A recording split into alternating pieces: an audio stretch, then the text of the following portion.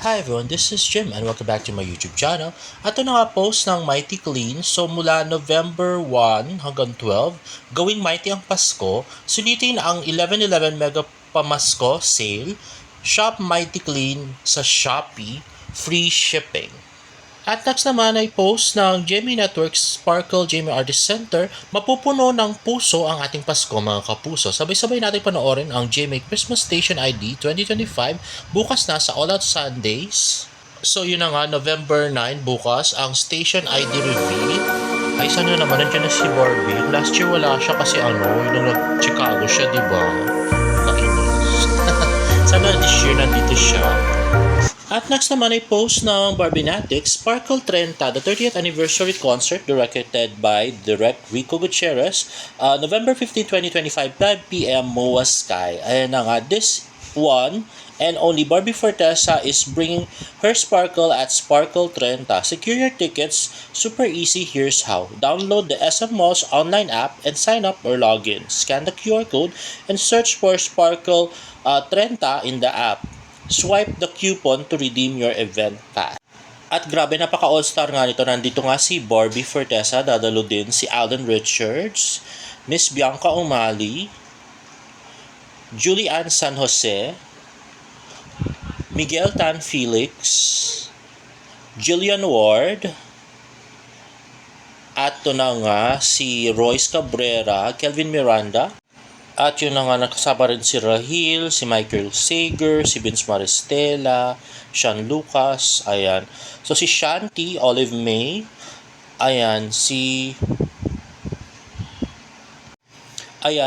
Charlie Fleming, Josh Ford, Shubi Etrata, Ashley Ortega, Angel Guardian, ayan, si Zephanie Ronil Yang, ayan, si Ay de las Alas, Bubay, at yan, ang Cruz Brothers, at yan, Anthony Constantino, Jeric Gonzalez, Max Collins, Isabel Ortega, at si AZ Martinez, at saka si Rica Salamanca, at si David Licauco ay hindi pa nag-confirm kung pupunta siya. So abangan natin yan, lalos na kasabay ito ng birthday ng kanyang Labidubs na si Alex. So abangan natin, no, di ba? At next nga is another Barda Chismis. Ang tagal na panahon na wala, no. Yun nga, nag-confirm na si David Licauco na darating sa premiere night ng Gabi ng Lagim. So Gabi ng Lagim is showing on November 26. So usually ang premiere night is like 1 week before. So abangan natin ang pagdating ni David. So para suportahan niya ang kanyang bagong leading lady na si Miss Jillian Ward at ang kanyang old leading lady na si Sanya Lopez. Diba? Nandun nga yung kanyang dalawang leading ladies.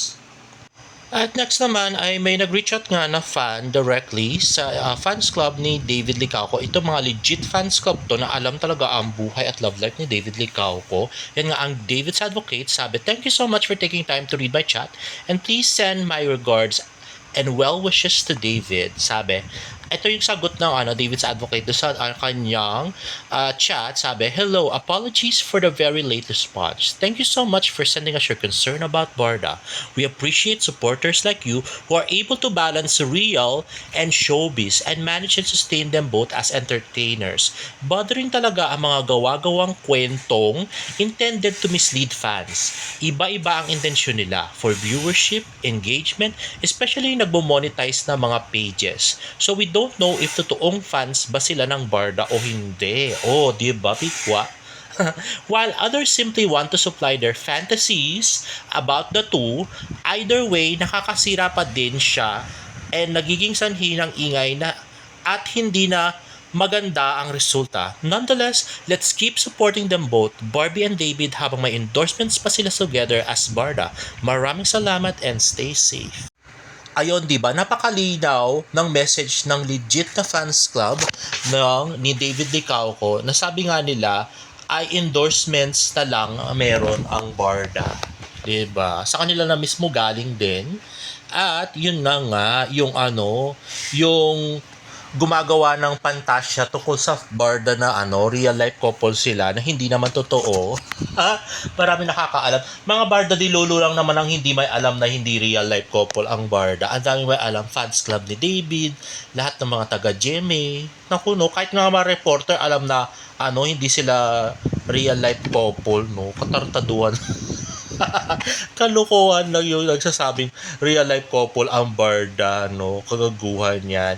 Anyway guys, galing na mismo yan sa legit fans club ni David. Yan yung mga laging nagpo-post sa Twitter at saka Facebook na talagang supporters ni David. Hindi yung mga gumagawa lang ng kwento na katulad ni Pikwa at KJ Abilino at kasama na rin si Barda United. Anyway guys, if you like this video, please give it a thumbs up and please subscribe to my YouTube channel for more Barda updates. See you on my next vlog. Bye!